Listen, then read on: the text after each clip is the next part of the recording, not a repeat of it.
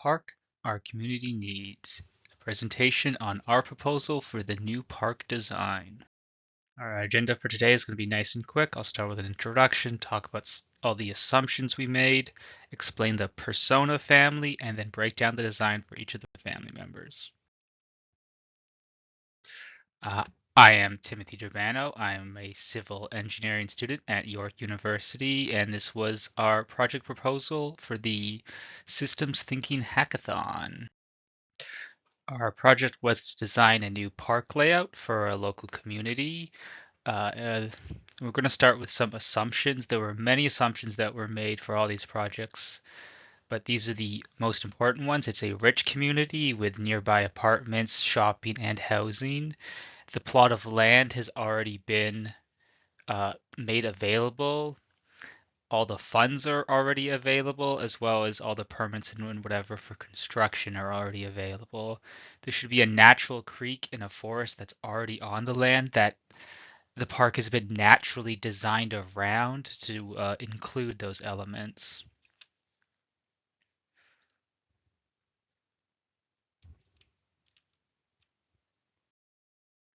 And here's the initial park layout. I know it's a lot to take in at once, and I'm going to go over each of the elements one by one later, but for now it's just a general overview of the entire park. This is a creek running west to east.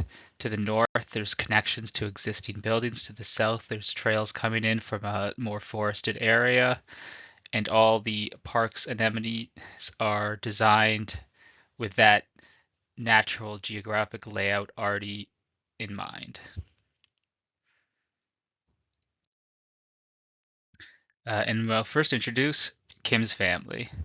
This is our persona family, which is sort of this is the way of systems thinking to explain and reason like why our design is a good design, because we're taking the perspective of a local family here. This is a family that lives in our community, and we see what do they need, what do they want as part of this park. For the oldest member of our family, we will look at what Grandpa Joe wants out of this park. He's very simple, just a small area to sit by the creek, preferably nice and quiet, as well as a small gazebo to hang out with some of his friends. Mother Kim is a lot more of a practical person, so they like the fact that this park is within walking range of their apartment, as well as has all the sports and recreational things that they will want to participate in. And also conveniently for them, we've designed the area for the kids to be close by to that sports center, so she can always keep a watchful eye on her kids, something that she thinks is important, and so do we. For Mama Amy, it's a little different. She prefers it a little more quiet, more picnicking, and more family stuff. So that's going to be on the southern end of the park, the quiet end, so to say, where she can do picnicking. There's benches, not as much activity down here, but also importantly, a small personal outdoor gym for her personal needs. The brother Kevin has a bit of a different idea. Of course, the most important thing for him is the playground, front and center. That's where all the kids are going to be hanging out, as well as at the basketball courts when they get a little older. We also include a large field on the east, which is just an open field.